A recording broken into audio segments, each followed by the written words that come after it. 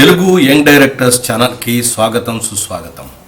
గత ఆగస్టు 15వ తారీఖున మనకి దాదాపుగా 4 సినిమాలు రిలీజ్ అయినాయి. దానిలో నేను 2 సినిమాలు చూశాను. దానిలో మన తెలుగులో ప్రఖ్యాత దర్శకుడు పూరి జగన్నాథ్ దర్శకత్వం వహించినటువంటి డబుల్ స్మార్ట్ శంకర్ సినిమా గురించి, దాని గురించి మన దర్శకులు, మన యంగ్ డైరెక్టర్స్కి, కొత్తగా రచయితలకి, కొత్త వాళ్ళకి ఏమన్నా పనికొచ్చే విషయాలు ఉన్నాయా, అసలు సినిమా ఎలా ఉంది అనే విషయాన్ని మై వ్యూ అండ్ రివ్యూ అనే పాయింట్లో ఇవాళ తెలుసుకోవడానికి ప్రయత్నిద్దాం. మన యంగ్ జనరేషన్లో డైరెక్టర్స్కి, రచయితల్లో, లేదా యంగ్ జనరేషన్లో అందరికీ కూడా, అంటే సినిమాలు చూసేవాళ్ళు చాలామందికి అందరికీ కూడా పూరి జగన్నాథ్ ఒక ఇన్స్పిరేషన్. అతని టేకింగ్ కానీ, అతని యొక్క స్టైల్ ఆఫ్ మేకింగ్ ఫిలిమ్స్ కానీ, తన హీరో క్యారెక్టరైజేషన్ కానీ, తర్వాత తన సినిమాలు కానీ లైక్ చేసేటువంటి యూత్ చాలామంది ఉన్నారు, ఫాలో అయ్యేవాళ్ళు ఉన్నారు, అభిమానులు కూడా చాలామంది ఉన్నారు. నాకు కూడా అతను వే ఆఫ్ టెలింగ్ స్టోరీ అనేది నాకు కూడా బాగా నచ్చుతుంది. కానీ డబుల్ స్మార్ట్ శంకర్ తర్వాత దానికి సీక్వెల్గా తీశారు. ఈ సినిమా ఎలా ఉంది? ఇది సింపుల్గా చెప్పుకోవాలంటే ఒక రివెంజ్ డ్రామా. తన తల్లిని చంపినటువంటి హంతకుడు ఎవరైతే ఉన్నాడో ఆ హంతకుడిని పట్టుకొని చంపాలనుకోవటం, అంతే. చాలా సింపుల్ లైన్, ఒక రివెంజ్ డ్రామాని. కానీ చిన్న సింపుల్ లైన్ కూడా చాలా అద్భుతంగా తీర్చిదిద్దినటువంటి పూరి జగన్నాథ్ సినిమాలు చాలా ఉన్నాయి. చాలా సినిమాలు కూడా అట్లా అద్భుతంగా చేశాడు. ఒక్కొక్కసారి మార్కెట్లో హిట్ కానీ నేనింతే లాంటి సినిమాలు కూడా ఇప్పటికీ చూస్తుంటే జనాలందరూ కూడా చాలా హ్యాపీగా ఫీల్ అవుతూ ఉంటారు. అలాంటి స్క్రిప్ట్ రైటింగ్ అతని దగ్గర ఉంది. కానీ ఆ మెరుపులన్నీ ఏమైపోయాయో, మరి ఆ టెక్నిక్ అంతా ఏమైందో, ఆ టాలెంట్ అంతా ఏమైందో తెలియదు. కానీ లైగర్ తర్వాత అతని యొక్క హైబ్రిడ్ రైటింగ్ అనేది చాలా దారుణంగా ఉంది. ఈ సినిమా విషయంలో కూడా అంతే, పరమ దారుణమైన సినిమా. నేను ఇంకా చెప్పాలంటే, ఇంతకుముందు వెటరన్ డైరెక్టర్స్ గురించి చెప్పినప్పుడు ఒక ఎపిసోడ్లో చెప్పాను, తిరగమోత సినిమా అని. ఇది కూడా అంతే, తిరగమోత సినిమా. ఎవరైనా వేరే దర్శకుల యొక్క సినిమాలు కానీ, వేరే భాషలో వచ్చిన సినిమాలో కానీ, లేదా వేరే దేశాల్లో రిలీజ్ అయిన సినిమాల్లో కానీ కాపీ కొట్టడం చూసాం. కానీ ఈ డబుల్ స్మార్ట్ శంకర్ అనేది విచిత్రం ఏంటంటే, తన సినిమా తానే కొట్టుకున్నాడు. అంటే తిరగమోత వేశాడు. అంటే ప్రేక్షకులకు తెలియదనా, లేదా గమనించలేరనా, లేదా వీళ్ళకేం తెలుసులేనా, లేదా బ్యాక్డ్రాప్ మొత్తం మార్చేస్తే, హీరోకి గడ్డం పెట్టేస్తే పాత సినిమాలో లాగా గుర్తుపట్టలేరనో, మరి ఏమనుకున్నారో ఏంటో లేదు, వాళ్ళ భావాలేంటో తెలియదు మనకి. ఆర్థిక నష్టాల్లో ఉండి కూడా ఇలాంటి కథలు 2 సంవత్సరాల తర్వాత పూరి జగన్నాథ్ నుంచి ఇలాంటి కథ, ఇలాంటి సినిమా వచ్చిందంటే ప్రేక్షకులు తీవ్ర నిరాశకు లోనయ్యారు. నిజంగా నాకు కూడా అలాగ అనిపించింది. మీరు సినిమాను పరిశీలించి చూడండి, 2-3 సినిమాలు కనబడతాయి. ముఖ్యంగా కనపడేది ఈయన సినిమాలో పోక్రియే. ఆయన తీసిన పోక్రీ సినిమానే మళ్ళీ కొంచెం తిరగమోతేసి అటు ఇటు చేసేసి మనకి ఇచ్చేసాడు. దానిలో ఏదో వెనకాల USB చిప్ ఉన్నవాడని, తర్వాత ఏదో మెమరీ ట్రాన్స్ఫర్ అని, ఇలా ఏదో హై ఎండ్ కాన్సెప్ట్ లాగా, ఇంటర్నేషనల్ మ్యాటర్ లాగా మనకు చూపించడం తప్పితే స్కెలిటన్ చూసుకుంటే పోక్రీనే, నథింగ్ మోర్ దాన్ దట్. పాత సినిమాకి అంత గొప్పగా ఉంది, చాలా గొప్పగా ఉంది. క్లైమాక్స్ అయితే అదిరిపోతుంది. ఇంకా బిగినింగ్ నుంచి క్యారెక్టరైజేషన్ కానీ చాలా బాగుంటుంది. కానీ స్మార్ట్లో ఆ సినిమాలో ఏమైతే పెట్టారో ఈ సినిమాలో అవే లేవు. ఒక్క కామెడీ ఆలీ ట్రాక్ తప్పితే. ఈయన సినిమాల్లో చాలా సందర్భాల్లో చూసాం ఆలీ ట్రాక్ అనేది అలాగా ఉంటుంది. ఈ సినిమాకి పెద్ద గుదిబండే ఆలీ ట్రాక్. ఆలీ ట్రాక్లో బూతులు వాడకుండా, నేను చాలా సందర్భాల్లో చెప్పాను. తర్వాత ఎక్కువైతే సెలబ్రిటీస్ ఎవరవుతున్నారో, ఆర్టిస్టులు కానీ, సెలబ్రిటీస్ కానీ, బయట కానీ లేదా స్క్రీన్ మీద కానీ మాట్లాడేటప్పుడు, లేదా ఇంటర్వ్యూలు ఇచ్చేటప్పుడు చాలా జాగ్రత్తగా ఉండాలి. లాంగ్వేజ్ సరిగ్గా లేకపోతే వాళ్ళు భరించలేకపోతున్నారు జనం. బూతులు, అతను ఆ అడవి మనిషి బ్యాక్డ్రాప్లో మాట్లాడే బూతులు కొన్ని డైరెక్ట్గా ఉన్నాయి. పాటలో 3-4 సార్లు అసలు చాలా అసహ్యంగా అనిపించింది. నాకే ఎంబరాసింగ్గా అనిపించింది. అలీ లాంటి ఒక మంచి కమెడియన్ నుంచి ఆయన హీరోగా కూడా చాలా సినిమాలు చేశారు. అలాంటి ఆర్టిస్ట్ నుంచి ఇలాంటిదా అని చెప్పి నేనే కాదు, మొత్తం ఈ సినిమా చూసినట్టు ప్రతివాడు కూడా తిట్టనవాడు తిట్టినట్టుగా ఉన్నాడు. అట్లా ఉంది పరిస్థితి. అలా వాస్తవాన్ని కూడా గ్రహించాలి. ఈ సినిమా చూద్దాం అనుకునే ప్రేక్షకులు నిరాశ కల్పించింది. పూరి జగన్నాథ్ సినిమాలో హీరోల యొక్క క్యారెక్టరైజేషన్ కానీ, హీరోల యొక్క ఎలివేషన్స్ కానీ, ప్రజెంటేషన్ కానీ, అతని యొక్క పాత్ర యొక్క గ్రాఫ్ కానీ చాలా అద్భుతంగా ఉంటుంది. అలాంటి మెరుపులు ఈ చిత్రంలో లేనే లేవు. రెండోది, విలన్ యొక్క క్యారెక్టరైజేషన్ చాలా పూర్ క్యారెక్టరైజేషన్. ఉండటానికి ఇంటర్నేషనల్ డానే, కానీ ఎప్పుడు భయంతో చస్తూ ఉంటాడు. ఎప్పుడు చస్తాడో ఎప్పుడు పోతాడో తెలియదు. అట్టా భయంతో చచ్చే పిరికిగా ఉండే బయట డైలాగులు మాత్రం ఉంటాయి, వాడికి లోపల భయం ఏంటి, చచ్చిపోతానేమో అని చెప్పి. అలా పిరికిగా ఉండే ప్యాసివ్ క్యారెక్టర్. రెండోది, విపరీతమైన repetitions, scene repetitions. Villain phone చేస్తూ ఉంటాడు వాళ్ళ అసిస్టెంట్కి, ఎక్కడున్నావు, ఏం దొరికాడా, వాడు దొరకలేదు, పట్టుకో ఎట్టి పరిస్థితులు అని ఫస్ట్ హాఫ్లో. తర్వాత వీళ్ళిద్దరూ ఎన్కౌంటర్ అవటం, మాటికి వచ్చిన సీన్లే వస్తూ ఉంటాయి. ఇదివరకు నేను పవన్ కళ్యాణ్ గారి సినిమా ఒకటి నేను సుదర్శన్ థియేటర్లో ఒక ఆర్టీసీ క్రాస్ రోడ్లో చూస్తున్నప్పుడు ఒకసారి సినిమాకి చూడటానికి వెళ్ళినప్పుడు, వేరే సినిమా చూడటానికి వెళ్ళినప్పుడు ఈ జానీ సినిమా గురించి, ఏదో జానీ అనుకుంటాను సినిమా, ఆ సినిమా గురించి కొంతమంది చాలా విచిత్రమైన కామెంట్, బూతుమాటతో కామెంట్ అన్నాడు ఒక ప్రేక్షకుడు. ఏమయ్యా సినిమా అంత అద్భుతంగా ఉంది, ఆయన అద్భుతంగా తీసాడు, ఎట్లా అంటున్నావు అంటే, ఏముందండి సినిమా, హీరో ఫైట్ చేస్తాడు, వెళ్ళి హాస్పిటల్లో హీరోయిన్ కోసం డబ్బులు కడతాడు, ఇదే కదా అన్నాడు. అంటే ప్రేక్షకులకి సినిమా తీయటం కానీ, కథలు రాయటం కానీ ఇవన్నీ ఏం అక్కర్లేదు. వాళ్ళు చాలా సూక్ష్మంగా పట్టేస్తారు మనం చేసిన తప్పులని కూడా. వాళ్ళు చెప్తున్నప్పుడు లేకపోతే చూసినప్పుడు ఎవరన్నా రివ్యూలు యూట్యూబ్లోనో మరొకటో, లేకపోతే ఇన్స్టాగ్రామ్లోనో మరొకటో, ఫేస్బుక్లోనో, ఇంకొక సోషల్ మీడియా ప్లాట్ఫామ్లో ఇలాంటి విమర్శలు మనం తీసిన సినిమా మీదకి వచ్చినప్పుడు నెక్స్ట్ టైం సినిమాలో రాకుండా చూసుకోవాలి కదా. అలాంటివి ఏమీ లేకుండా మనం రాసిందే వేదం, మనం తీసిందే సినిమా అని తీసి కనుక ప్రేక్షకుల మీద రుద్దితే ఇదిగో ఇలాంటి ఫలితాలే ఉంటాయి. తర్వాత ఈ సినిమాలో హీరోయిన్ క్యారెక్టరైజేషన్ ఎంత దారుణం అంటే, హీరోయిన్ క్యారెక్టరైజేషను ఆ పోక్రీ సినిమాలో మహమ్మద్ ఖానో ఎవరో ఒక ఆమె ఉంటుంది, ఒక ఐటమ్ సాంగ్ డాన్స్ చేసింది. ఆ డ్రెస్ కూడా ఆమెకి వేసిన డ్రెస్ లాంటి డ్రెస్సే వేశారు. ఒక ఐటమ్ సాంగ్ చేసేటటువంటి ఆర్టిస్ట్కి, ఒక హీరోయిన్కి నువ్వు డిఫరెన్సియేషన్ చూపించలేకపోతున్నావు అంటే, ఇన్ని సంవత్సరాలు చేసిన తర్వాత, ఇంత సినిమా ఇండస్ట్రీలో ఉంటూ, ఇన్ని తెలుగు సినిమాలు చూసి, పాత సినిమాల్లో కూడా ఉంది, హీరోయిన్ ఒక రకంగా ఉంటుంది, తర్వాత ఈ ఐటమ్ సాంగ్ చేసేటప్పుడు లేదటువంటి వేరే మరో క్యారెక్టర్ చేసే, నెగిటివ్ క్యారెక్టర్ చేసే ఆర్టిస్టులు వేరే రకంగా, వాళ్ళ యొక్క డ్రెస్సింగ్ వేరే రకంగా ఉంటుంది. ఆ డిఫరెన్సియేషన్ లేకుండా హీరోయిన్నే అలా చూపిస్తే ఎలాగా? ఇది మంచి పద్ధత? అలాంటి హీరోయిన్ చూడటానికి ప్రేక్షకులు వస్తున్నారా? పైగా ఇంత డబ్బు పెట్టానని చెప్పి ఇంత ఎక్స్ప్రెషన్ ఇచ్చాను అనుకోకండి. ఒక సినిమా యావరేజ్గా వాడు చూసి రావాలంటే దాదాపుగా 800 నుంచి 1000 రూపాయలు అవుతుంది. 1000 రూపాయలు అంటే ఒక సామాన్యుడి కుటుంబంలో ఒక 24 kgs బియ్యం బస్తా వచ్చాడు అంటే ఒక నెలంతా గడుస్తుంది. 1000 రూపాయలు గడిస్తే ఒక పేదవాడి ఇంట్లో.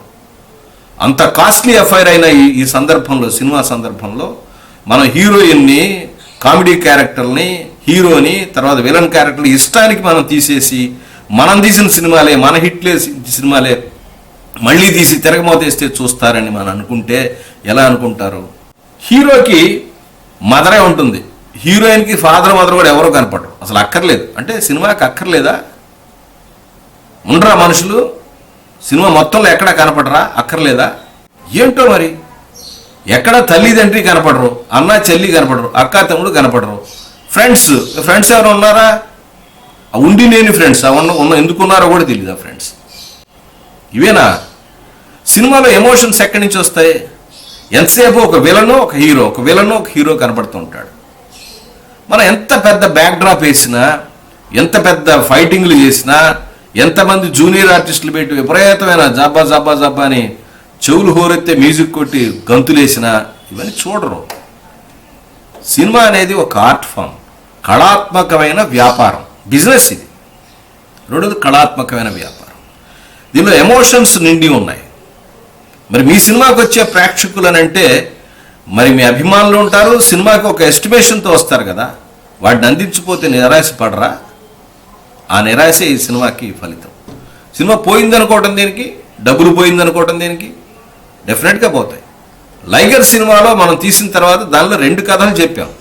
ఒక సినిమా కథ అయిపోయింది, తర్వాత మళ్ళీ ఇంకో కథ స్టార్ట్ చేసాం. అదొక డిఫెక్ట్ అనుకుంటే ఈ సినిమాకి కథ కాకరకాయ లేకుండా పాత సినిమానే తిరగదీసేసి కొత్త సీన్లుగా రాసేసి ఇష్టానికి మనం సీన్ చేసి ప్రజల మీద వదిలేసాం. ఇంత నిర్లక్ష్యమా? నాకు తెలిసి నిర్లక్ష్యం అనిపించుండదు, బహుశా బ్రెయిన్ సగం పోయిందేమో. ఎందుకంటే ఆర్థికమైనటువంటి ప్రాబ్లమ్స్ ఏ వ్యక్తికి అయితే ఉంటాయో, క్రియేటివ్ పర్సన్కి, లేదా రకరకాల సమస్యలు ఉంటాయో, అతను క్రియేటివ్గా ప్రాపర్గా ఆలోచించలేడు. మనసు స్థిరంగా లేనిదే మనిషి క్రియేటివ్గా ఆలోచించలేడు అంటానికి ఈ సినిమా ఒక నిదర్శనం. ఈ సినిమాలో కథా నిర్మాణం గురించి చెప్పుకోవటానికి పెద్దగా ఏం లేదు. ఈ రిపిటేషన్ సీన్స్తో, రిపిటేటివ్ ఇన్సిడెంట్తో విసిగించిన ఈ సినిమాలో కథ యొక్క స్ట్రక్చర్ని వెతకటం మూర్ఖత్వం అవుతుంది. ఇలా కథే అక్కర్లేదు, చిన్న కథలతో ఇష్టం వచ్చినట్టుగా మేము సినిమా తీస్తాం అనుకునే వాళ్ళకి మనం ఏం చెప్పలేము. ప్రతి కథకి కూడా ఒక నిర్మాణం ఉంటుంది, ప్రతి క్యారెక్టర్కి ఒక పర్పస్ ఉంటుంది. చివరికి హీరో తను అనుకున్నట్టు వాడిని చంపాడా లేదా ఇట్లాంటివన్నీ ప్రశ్న కాదు, అది ఫైనల్ ఎండ్ కాదు. అది సినిమా కథలో ఏం చేశాడు, హీరో తన గోల్ కోసం ఎటువంటి స్టెప్స్ వేసాడు, ఎలా మార్పు చెందింది. నేను ఇంతకుముందు సబ్జెక్ట్లో కూడా చెప్పాను, ఒక మంచి క్యారెక్టర్ ఉండాలంటే దానికి యాటిట్యూడ్ ఉండాలి, పాయింట్ ఆఫ్ వ్యూ ఉండాలి, గోల్ ఉండాలి, చేంజ్ ఉండాలి. యాటిట్యూడ్ బ్రహ్మాండంగా చూపిస్తున్నారు, పాయింట్ ఆఫ్ వ్యూ బాగుంది, గోల్ వీక్ గోల్, మామూలు గోలే ఉంది. గోల్ చాలా వీక్ గోల్ని సెట్ చేశారు, రొటీన్గా ఉంది.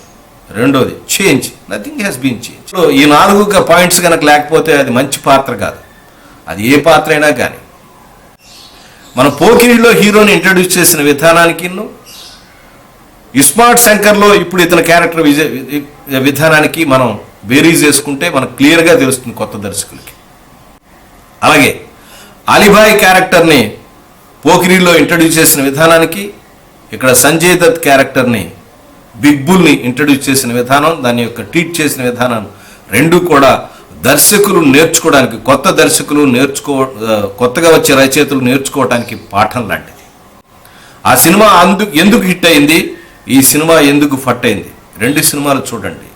మౌఖికమైనటువంటి భేదాలు ఏంటి, పాత్రల పరిచయంలో కానీ కథా నిర్మాణంలో కానీ తీసుకున్నటువంటి మంచి చెడులను మీరు బేరీజ్ వేసుకుంటే క్లియర్ కట్గా అర్థమవుతుంది ఏది హిట్టో ఏది ఫట్టో. ఇలాంటి తులనాత్మకమైనటువంటి పరిశీలన చేయటం అనేది మన కొత్త దర్శకులు రచయితల యొక్క ముఖ్య ఉద్దేశం. ఈ సినిమా ఎందుకు భయపడుతుందంటే అందుకు బాగా ఉపయోగపడుతుంది. మనం తీసే ప్రొడక్ట్ ప్రాపర్గా లేకుండా సినిమా రిలీజ్ చేసి రివ్యూస్ రాస్తున్న వాళ్ళ మీదో, మన సినిమా బాగాలేదన్న వాళ్ళ మీదో మనం వ్యతిరేకంగా ఉండి కక్ష కట్టుకోవడం అనేది మూర్ఖత్వం. సినిమా బాగుంటే నెత్తి మీద పెట్టుకుంటారు. భాషతో సంబంధం లేకుండా సినిమా బాగుంటే హిట్ చేయటం తెలుగు ప్రేక్షకుల లక్షణం. సినిమా బాగుంటే ఎవ్వరు ఏం చేయలేరు. రివ్యూలు కానీ నాలాంటి వాళ్ళు నీలాంటి వాళ్ళు ఎంతమంది బాగాలేదని చెప్పినా నాలాంటి వాళ్ళ మీద, బాగాలేదన్న వాళ్ళ మీద మొహం మీద ఉమ్మేసి బ్రహ్మాండంగా ఉందిరా సినిమా అని సూపర్ హిట్ చేస్తారు. సినిమా ఎంత మనం జాకిలీసి పైకి లేపినా సినిమా కలెక్షన్ రావట్లేదంటే సినిమాలో కంటెంట్ లేదు అని అర్థం. మంచి సినిమాలు చూడటం కోసం, ఎంటర్టైన్మెంట్ వాల్యూస్ ఉన్న సినిమాల కోసం, ఎమోషనల్ వాల్యూస్ ఉన్న సినిమాల కోసం తెలుగు ప్రేక్షకులు మొహం వాచి ఉన్నారు. సినిమా యొక్క స్కేల్ మారింది, సబ్జెక్టులు మారినాయి, సామాజిక పరిస్థితులు మారినాయి, ఆలోచన విధానం మారింది. ఇప్పుడు కూడా పాత కాలంలాగా వ్యాంపుల్లాగా హీరోయిన్లు చూపిస్తాము, తర్వాత సెక్సీ డైలాగులు మాట్లాడతాము. ఈ సినిమాలో దర్శకులు ముఖ్యంగా నేర్చుకోవాల్సింది, ఒక క్యారెక్టర్తో ఒక డైలాగ్ చెప్తాడు, నువ్వు ఎందుకు బతుకున్నావు, ఎందుకు బతకాలనుకున్నావు అంటే I want more sex and more girls అంటాడు. ఆ తర్వాత అతని యొక్క హిడెన్ యొక్క క్యారెక్టర్ బయటపడుతుంది అనుకోండి, దేశద్రోహం, మన దేశాన్ని విడగొట్టాలనుకుంటున్నట్టు విలన్. ఏమని ఉత్తర భారతదేశం దక్షిణ భారతదేశం లాగా విలన్ కొట్టుకోవాలనుకుంటారు. ప్రపంచం అంతా కూడా మన దేశం గురించి, మన దేశంలో మన ప్రధాని తీసుకుంటున్నటువంటి ప్రొడక్టివ్ మెజర్స్ గురించి చెప్పుకుంటా ఉంటే దేశం ముక్కలు కాకుండా ఏం చేయాలి, వేరే దేశం వాళ్ళు మన మీద ఇబ్బంది పడకుండా ఎలా చేయాలంటే మన దర్శకులేమో ఇలా దేశ విచ్ఛిన్నానికి సంబంధించినటువంటి సబ్జెక్టులు ఇస్తానున్నారు. నాకు తెలిసి ఇలాంటి దిక్కుమాలిన ఆలోచనలు వచ్చే నార్త్లో అంటే బాలీవుడ్లో సినిమాలన్నీ డమేల్ అని పడిపోతూ ఉన్నాయి. వాళ్ళ కాన్సెప్ట్ లేకుండా ఇలా పిచ్చి పిచ్చిగా సినిమాలు తీసే దిక్కుతోచని స్థితిలో బాలీవుడ్ ఉంది. మనవాడు కూడా 4 డైరెక్టర్లు ఇలా తయారంటే టాలీవుడ్ కూడా ఎంతకన్నా బ్రహ్మాండంగా ఏముండదు, సూపర్గా ఉంటుంది సినిమాలకు జనాలు రావట్లేదు అనుకోకండి, ఇలాంటి సినిమాలకు వచ్చి కూడా తిట్టుకుంటూ ఉంటారు. కొత్తగా ఏంటంటే ఇదివరకు అంటే చాలా తక్కువ రేట్లు ఉండేవి, సినిమా రేటుకి ఆల్మోస్ట్ ఆల్ ఈక్వల్గా మనకి స్నాక్స్ రేట్స్. ఒక పాప్కార్న్ ఒక పెద్ద దానిలో దగ్గర 300 రూపాయలు, 270 రూపాయలు, 250 రూపాయలు ఉంటుంది చూడండి. టికెట్ రేట్కి ఆల్మోస్ట్ ఆల్ దగ్గరగా. ఇలాంటి దానికి తగినటువంటి కంటెంట్, తగినటువంటి ఎంటర్టైన్మెంట్ లేకపోతే వాళ్ళలో కోపం రావడం సహజం. ఇప్పటివరకు ఏమంటున్నారంటే డైరెక్టర్ కనపడితే కొడతామని అంటున్నారు, ఇంటి దగ్గర ధర్నాలు చేస్తున్నారు. ఇంకా ఇదే విధంగా మనం టికెట్లు ఏదో 100 రూపాయలు 50 రూపాయలు పోనీ బాస్ ఏదో చూసాం కాసేపు ఎంటర్టైన్మెంట్ అనుకుంటారు. ఒక వాల్యుబుల్ థింగ్గా అయిపోయింది ఇది సినిమా అనేది. అంత వాల్యూకి తగ్గ రిటర్న్ రాకపోతే మాత్రం వాళ్ళ కోపం విపరీతంగా వచ్చేస్తుంది. ఆ కోపం ఎలాగైనా పరిణమించవచ్చు. దర్శకుల్ని ఎక్కడున్నారో కనుక్కుని నెక్స్ట్ అంటే ఒక 2-3 ఏళ్ళ తర్వాత కనపడితే కొట్టినా కొట్టచ్చు, లేకపోతే వాళ్ళ కాళ్ళ మీద దాడి కూడా చేయొచ్చు. నేను చెప్తున్నాను అనుకోకండి, మీ సినిమాల్లో సౌత్ ఇండియా నార్త్ ఇండియా విడిపోయిందని మీరు చెబితే విడిపోతుందని ఎట్లా అంటారో నేను చెప్పిన దానివల్ల ఎవరు వినరు. కానీ అలాంటి పరిస్థితులు తప్పకుండా వస్తాయి. నేను చెప్పటం కాదు, మీరే కల్పించుకుంటారు మీ సినిమాలకి. రెండోది, సినిమా తీసి సినిమా కంటెంట్ మాట్లాడేది చూడండి, సినిమా కంటెంట్ గురించి మాట్లాడండి, ఏం చేశారు చెప్పండి. దాని ఊరిని విపరీతమైన హైప్ ఇవ్వకండి. సినిమాకి మించి హైప్ ఇస్తే వీళ్ళ ఊహ ఇంకొక 10% వేసుకుని వస్తారు, దాంతో మనం వాళ్ళ ఊహలకు అందుకోలేము, సినిమా డమేర్. ఇది కూడా పెద్ద ప్రాబ్లం. కాబట్టి సినిమా రిలీజ్కి ముందు ఇదివరకంటే న్యూస్ పేపర్స్ ద్వారా వచ్చినప్పుడైతే ఇష్టం వచ్చినట్టు మాట్లాడాను, కానీ ఇప్పుడు చాలా తెలివి మీరిపోయారు. సినిమా గురించి ఎవరన్నా అట్లా మాట్లాడితే, ట్రైలర్ రిలీజ్ గురించి మాట్లాడితే జనాలు పెద్దగా నమ్మట్లేదు. కానీ ఒకవేళ నమ్మొచ్చినా ఇలా కనుక వస్తే మాత్రం రెచ్చిపోతున్నారు. అందుకని దర్శకులు కూడా ఇంటర్వ్యూలు ఇచ్చే ముందు ఎంతవరకు మాట్లాడాలో సబ్జెక్ట్ గురించి బ్యాలెన్స్డ్గా ఉండటం కూడా అంత ఇంపార్టెంట్. ఊరికనే ప్రేక్షకులను రెచ్చగొట్టి తర్వాత అభిమానులు రెచ్చగొట్టడం వల్ల ఉపయోగం లేదు, వాళ్ళు విమర్శించి కూడా ఉపయోగం లేదు. వాళ్ళకి మంచి కంటెంట్ ఇస్తే హ్యాపీగా ఉంటారు. డబ్బుల గురించి ప్రశ్నే కాదు. ఎప్పుడు వస్తుందంటే సరైన సినిమా పడినప్పుడు ఈ డబ్బులు నష్టపోయేవైనా బాధ వస్తుంది. అలాగే మంచి కంటెంట్ ఇవ్వండి, 500 రూపాయల సినిమా అయినా చూస్తూ ఉంటారు. ఇది తేడా. సినిమా పరిస్థితులు మారినాయి, దర్శకులే ఇంకా మారటం లేదు. అప్గ్రేడ్ అవుతారనుకున్నాను కానీ అవ్వటం లేదు. ఇదే ఈ సినిమాలో ఉన్న దోషం. ఇలాంటి తప్పులు చేయవాకండి. తీసిన సినిమాలే మళ్ళీ తీసి మా నెత్తిన రుద్దకండి. యంగ్ డైరెక్టర్స్ ముఖ్యంగా చెప్పేది, పాత కథలను ఇన్స్పిరేషన్గా తీసుకోండి, కానీ అదే సినిమాని తిప్పి తీసి మన నెత్తిన కొట్టద్దు. తిప్పి తీసినా కొత్తగా ఉండాలి కదయ్యా, ఎవరు పడితే వాళ్ళు గుర్తుపట్టేట్టుగా ఉండకూడదు కదా. దయచేసి మంచి సినిమాలు తీయాలని పూరి జగన్నాథ్ మరింత గ్యాప్ తీసుకోండి, ఏం పర్లేదు, మంచి సినిమా ఇవ్వండి. మరొక మంచి విశ్లేషణతో మరొక అభిప్రాయంతో మళ్ళీ కలుస్తాను. అంతవరకు నమస్కారం.